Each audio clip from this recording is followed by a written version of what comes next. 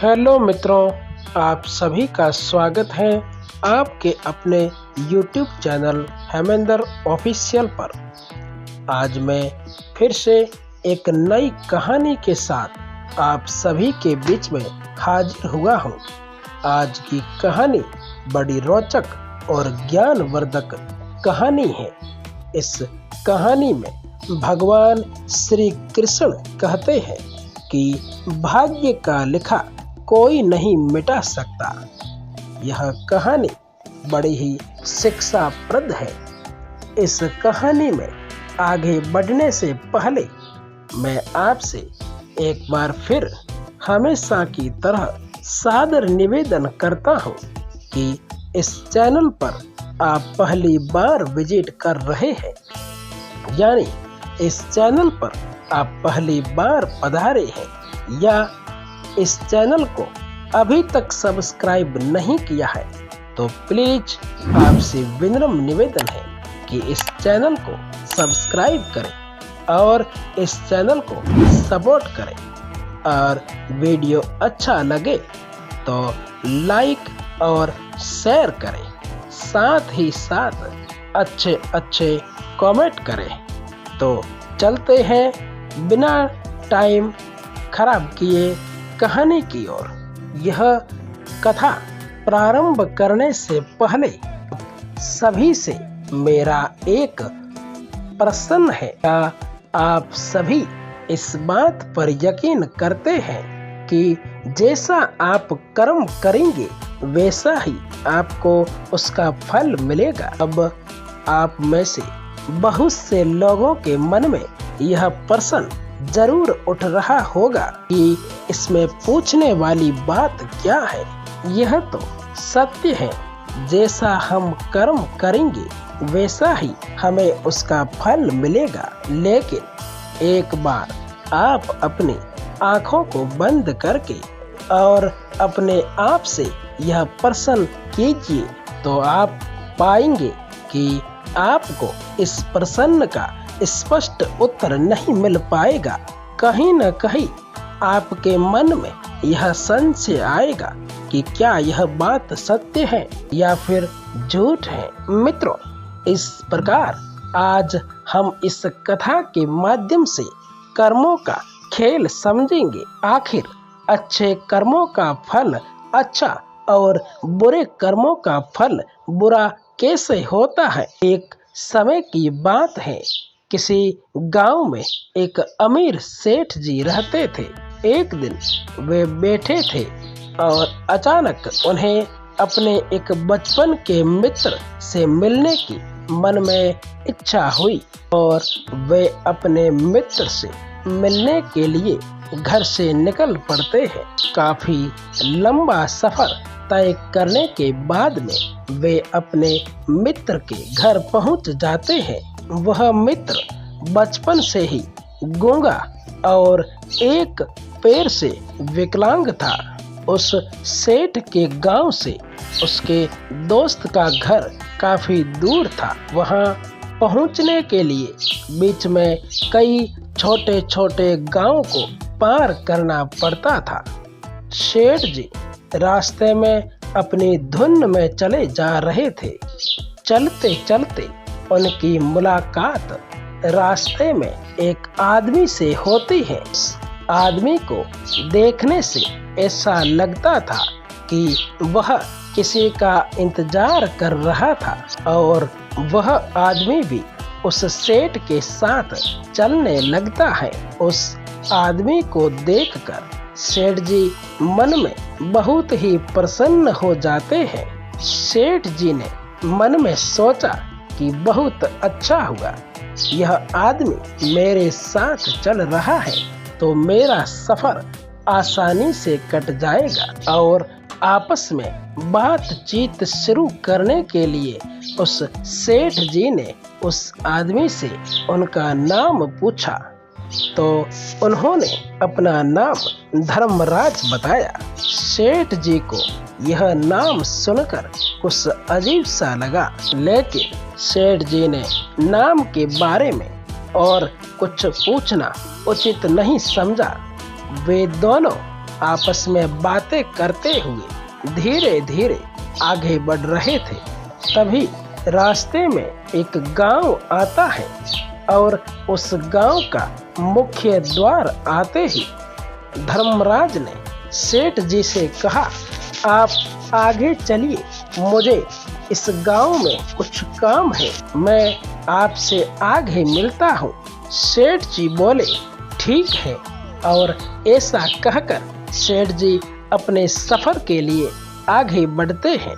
कुछ समय बाद उस गांव में बात फैली कि एक व्यक्ति को किसी सांड ने अपने सींगों में घुसाकर मार दिया है।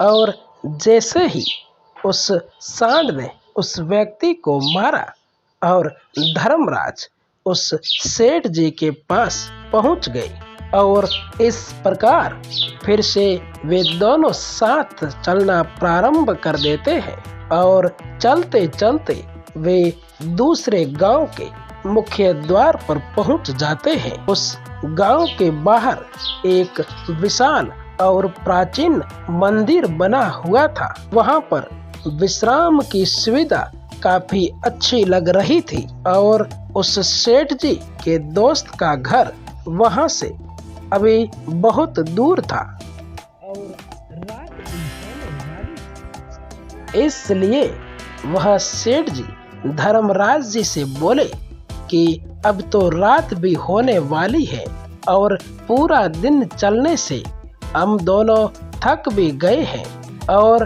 भूख भी लग रही है, तो यहीं पर भोजन करके और विश्राम करते हैं और फिर सुबह के समय आगे का सफर तय करेंगे।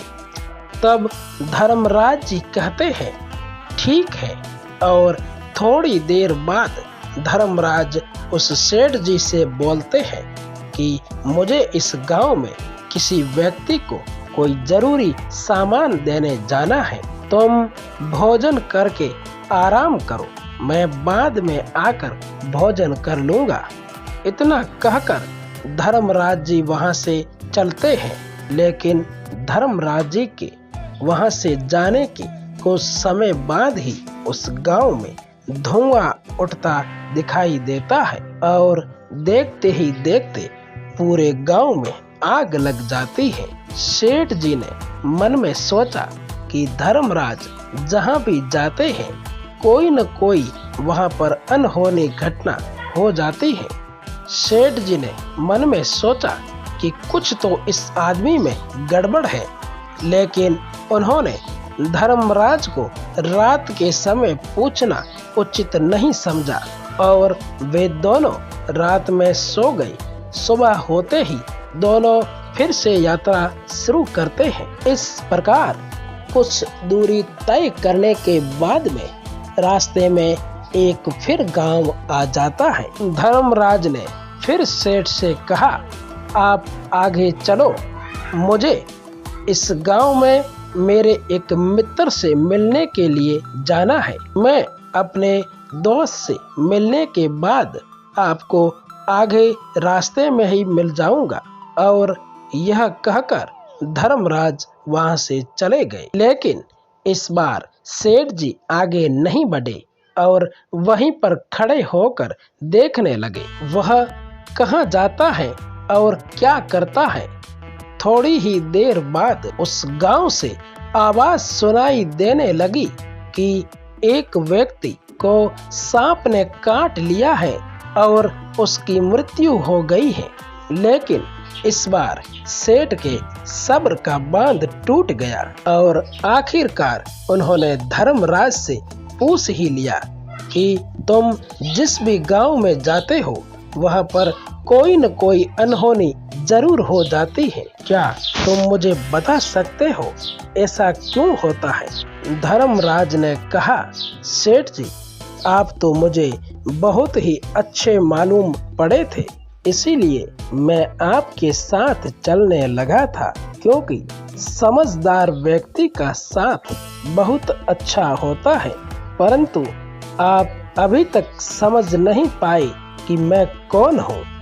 तब सेठ जी बोले, मैं समझ गया हूँ, लेकिन कुछ संदेह है और अगर आप ही अपना परिचय दे दो तो मेरे लिए आसानी हो जाएगी। तब धर्मराज जी बोले, मैं यमदूत हूँ और यमराज के आदेश के अनुसार उन लोगों के प्राण हरण कर रहा हूँ जिनकी उम्र पूरी हो चुकी है। हालांकि सेठ जी तो पहले ही इस बात को समझ गए थे, फिर भी धर्मराज के मुंह से यह बातें सुनकर थोड़े से घबरा गए।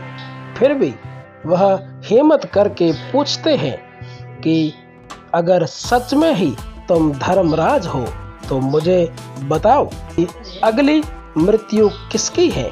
तब धर्मराज ने उत्तर दिया कि अगली मृत्यु तुम्हारे उसी मित्र की है जिससे तुम मिलने जा रहे हो और उसकी मृत्यु का कारण भी तुम ही बनोगे। यह बात सुनकर सेठ जी घबरा गए और उन्होंने सोचा कि अगर यह धर्मराज यमदूत है तो उसकी बात सच होगी और उसके कारण मेरे बचपन के सबसे अच्छे मित्र की मृत्यु हो जाएगी। तो सबसे अच्छा तो यही होगा कि मैं मेरे मित्र से मिलने ही न जाऊं। कम से कम मैं उसकी मृत्यु का कारण तो नहीं बनूंगा।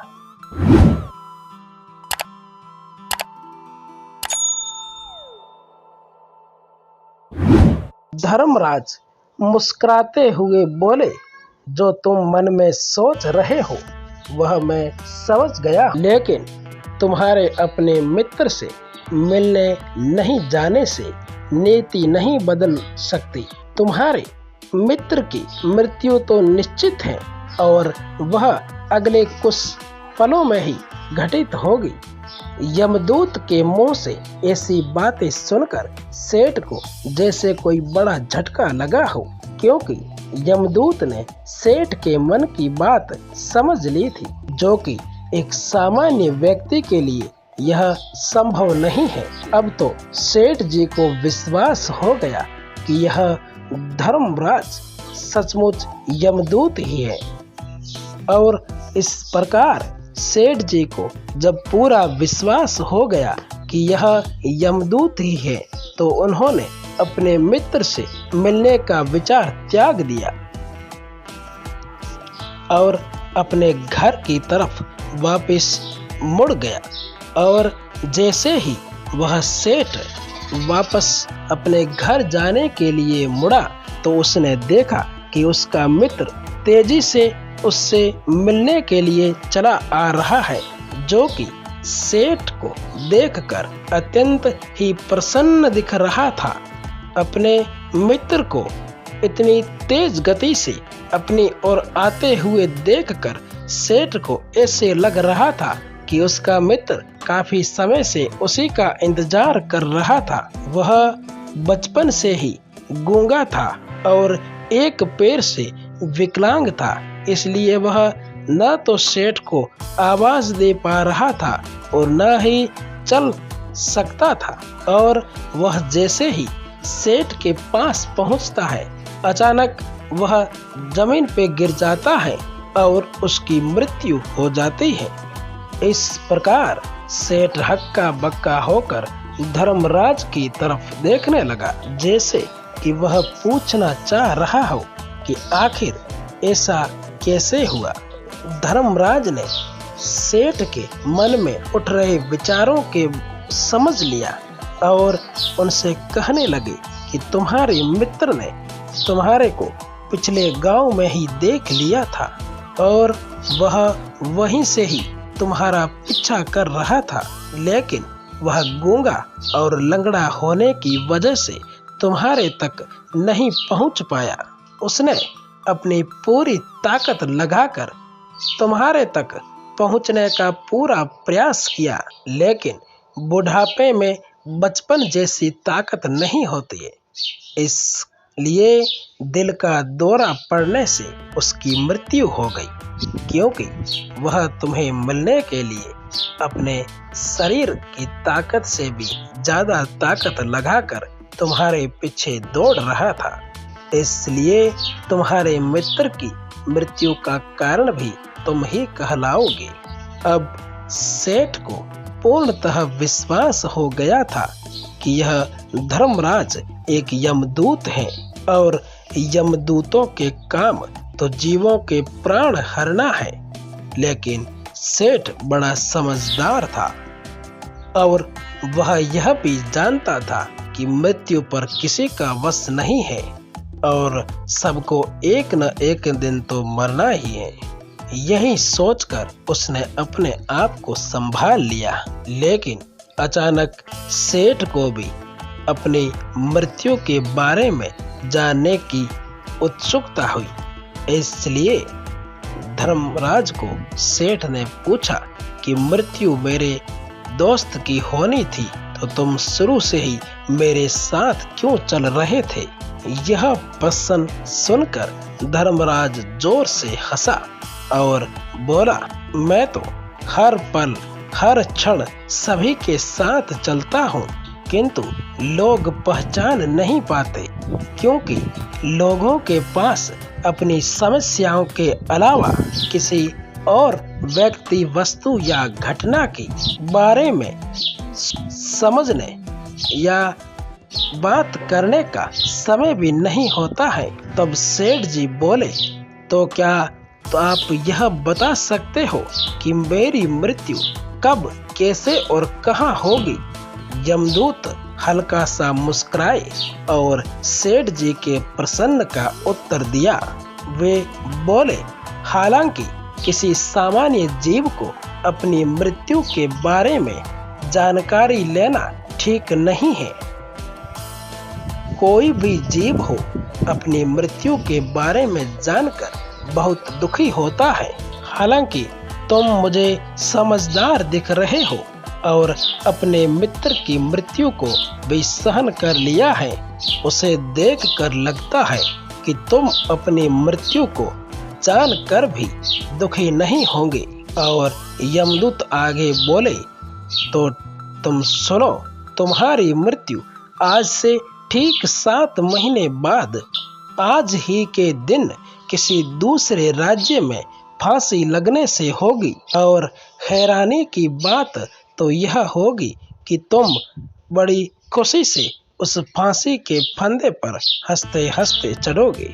और यह कहकर धर्मराज वहां से यमलोक चले जाते हैं, क्योंकि अब यमदूत के पास सेठ के साथ चलते रहने का कोई कारण नहीं था। इसके बाद सेठ ने अपने मित्र के शरीर का अंतिम संस्कार किया और यथाशक्ति उसके क्रियाक्रम करके अपने गांव चला आया। लेकिन कोई व्यक्ति कितना भी समझदार क्यों ना हो, अपनी मृत्यु के बारे में जानकर दुखी तो होता ही है और मृत्यु से बचने का कोई न कोई उपाय भी खोजता है। तो सेठ जी ने भी वही किया, क्योंकि वे बहुत ही अमीर थे। उस सेठ जी की पहचान उस नगरी के राजा तक थी। उन्होंने सोचा कि राजा के पास तो कई सारे ज्ञानी मंत्री हैं, वह मेरी मृत्यु से संबंधित समस्या का कोई न कोई तो उपाय निकाल ही देंगे। सेठ जी यह सब सोचते हुए राज दरबार में पहुंच जाते हैं और राजा से सारी घटना के बारे में बताते हैं। राजा ने अपने मंत्रियों को सारी घटना बताई और उनसे सलाह मांगी और सभी ने यह सोच विचार कर कहा कि सेठ जी की बात अगर सही है तो उनकी मृत्यु भी 7 महीने बाद ही होगी। लेकिन मृत्यु तो तब होगी जब वह किसी दूसरे राज्य में जाएगा। यदि वह दूसरे राज्य में जाए ही नहीं तो उसकी मृत्यु नहीं होगी। मंत्रियों की यह सलाह राजा को भी सही लगी।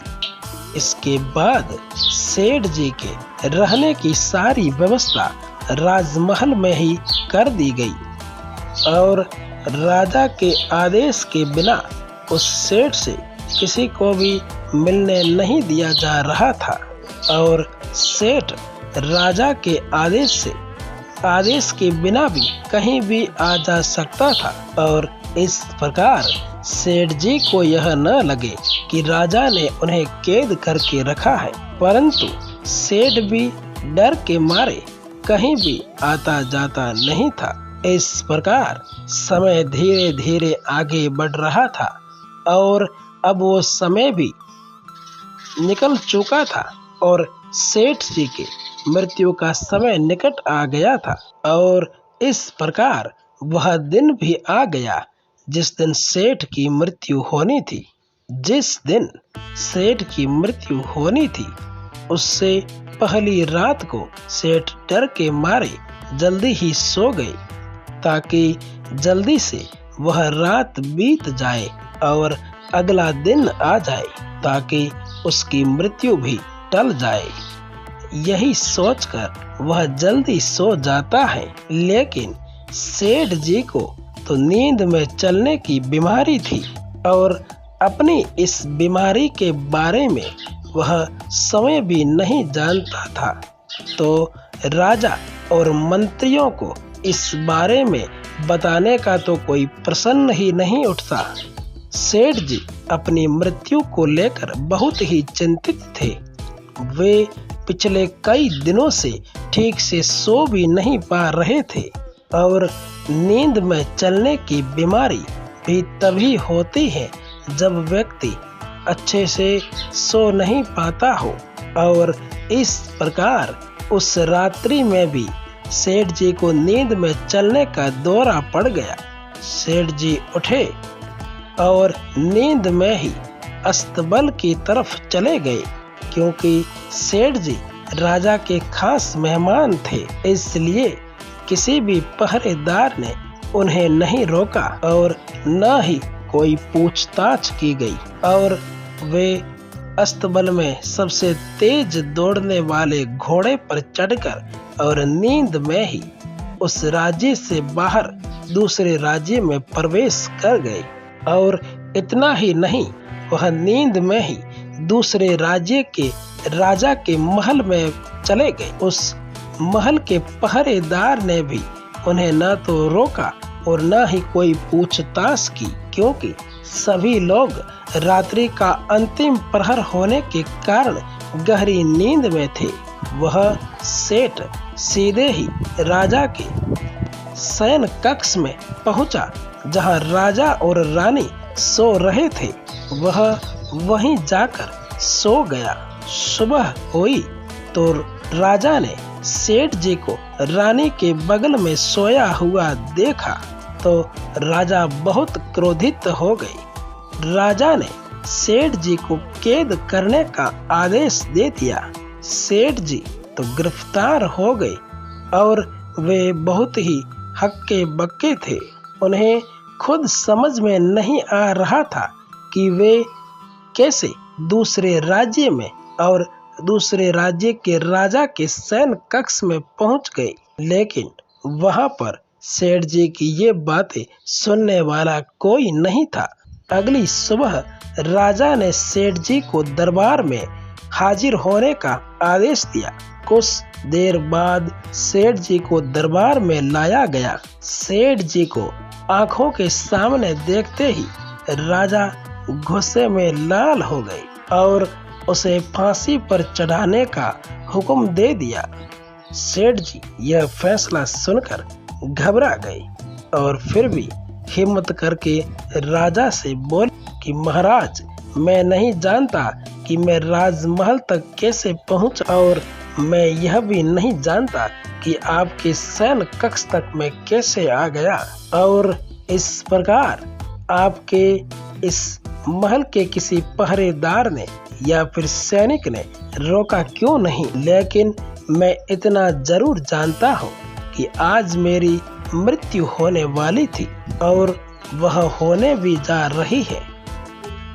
राजा को यह बात थोड़ी अजीब लगी तो उन्होंने पूछा कि तुम्हें कैसे पता कि आज तुम्हारी मृत्यु होने जा रही है। राजा के इस प्रश्न का उत्तर के रूप में सेठ जी ने पिछले 7 महीने का पूरा वृतांत सुना दिया और वह बोला कि राजा जी, मेरा क्या, किसी भी सामान्य जीव में इतनी हिम्मत नहीं कि वह राजा के शयन कक्ष में प्रवेश करके और राजा के होते हुए भी वह रानी के पास में सो जाए। राजा को सेठ की बात में थोड़ा तर्क दिखाई पर थोड़ी ही देर में उन्होंने सोचा कि यह सेठ जी मृत्यु के डर में ये धर्मराज जी वाली कहानी सुनाकर अपनी मृत्यु से बचना चाहते हैं।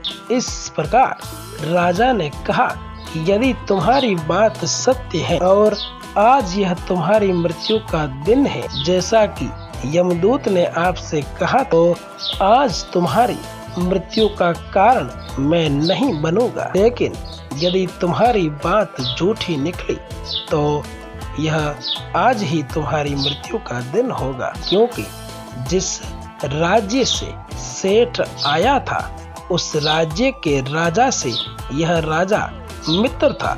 इसलिए राजा ने अपने 2 सैनिकों को भेजकर और उस राजा से इस बात की पुष्टि जानने का प्रयास किया। इस प्रकार वे सैनिक इस बात की सत्यता की पुष्टि करने के लिए उस राज्य गए और वहां से वह बात को पूरी पुष्टि करके शाम को वापस लौटे और बताया कि राजा जी, ये जो सेठ जी कह रहे हैं यह बात सत्य है।